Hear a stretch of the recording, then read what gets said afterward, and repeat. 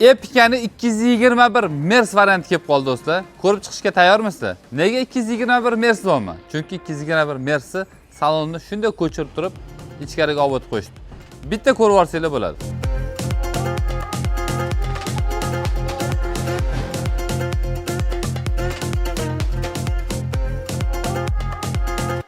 Bu Epica'miz 2011-yilda ishlab chiqarilgan, yurgan probegi 251 ming. Na metan, na propanda harakatlanmaydi, faqat benzinda yurgan ekan. Akalarimiz motorni chugunli qilib qo'yishgan ekan, umuman moy rasxod qilmas ekan. O'zim haydab ko'rdim, mashina bor-ku, kорабль bo'lib suzyapti. Raketadek uchyapti. Mashinamizda kraskasi bitta mana 10 tomon krilosda kraskasi bor ekan, o'zi ajratib turibdi kraskalari.